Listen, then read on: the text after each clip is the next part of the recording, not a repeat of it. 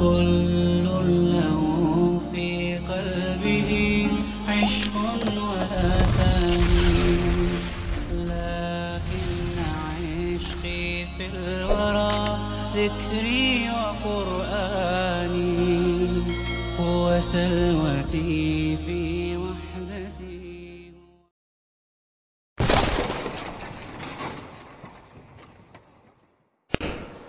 آج کی اس ویڈیو میں آپ سماعت فرمائیں گے حرف مدہ کی تختی کو حفظ یاد کرانے کا اصول. سماعت فرمائیں حضرت الاستاذ حضرت قاری محمد یاسین صاحب دامت برکاتہ کی زبانی. جب بچے کو یہ تختی حفظ یاد ہو جائے تو قاعدہ بند کر کے حفظ سنیں. استاد بولے رواں، با بچہ ہیجے کرے، با الف زبر با، پھر قاعدہ پوچھیں. عی بچہ ہیجے کرے، عین یا زیر عی، کیا قاعدہ ہوا؟ حرف مدہ کیوں؟ اس لیے کہ زیر والا حرف یا ساکن کے ساتھ ملا ہوا ہے. کہیں کہیں پوچھتے رہیں کہ قا کا الف کیسا پڑھا جائے گا، ہا کا الف کیسا پڑھا جائے گا. جو نازلہ پڑھانے میں بچے سے جو باتیں پوچھی ہیں وہ حفظ کرانے میں بھی پوچھیں. دیکھو میرے بھائیوں، ایک بات کا خاص خیال رکھیے، حرف مدہ کی طرح سے پڑھے جانے والے 3 قاعدے ہیں. حرف مدہ، مد اصلی، دوسرے مد صلہ، تیسرے مد عوض جس کو مد بدل بھی کہتے ہیں، جہاں 2 زبر والی تنوین پر وقف ہو رہا ہو اور وہ الف سے بدل رہی ہو. تو 3 قاعدے ہوئے جو حروف مدہ کی طرح سے ایک الف کے برابر کھنچ کر پڑھے جاتے ہیں. حروف مدہ الف واو یا، اور مد صلہ اور مد عوض، یہ 3 ہیں.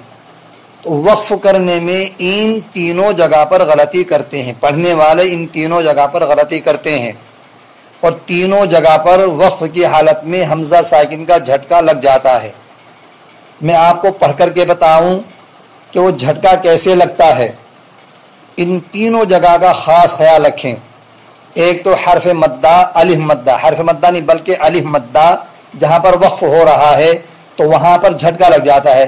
جیسے والشمس وضحاها والقمر اذا تلاها والنهار اذا جلاها.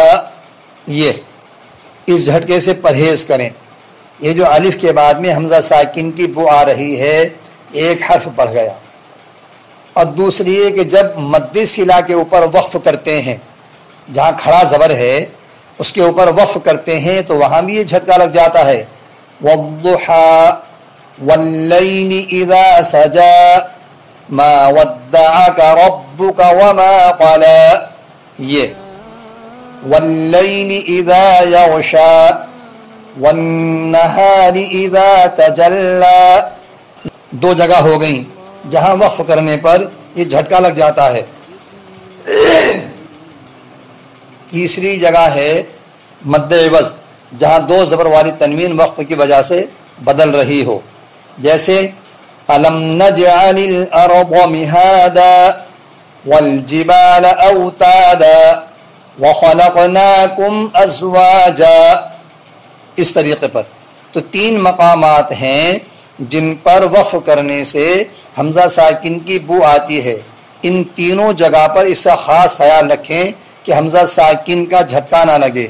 اصل وہ جگہ ہے جہاں ایک الف کے برابر حرف مدہ کی طرح مقدار سے کھینچنے والے قاعدے ہیں. القرآن يوحدنا لطريق الخير يوجهنا، الله تعالى أنزله ورسول الله معلمنا، ورسول الله معلمنا.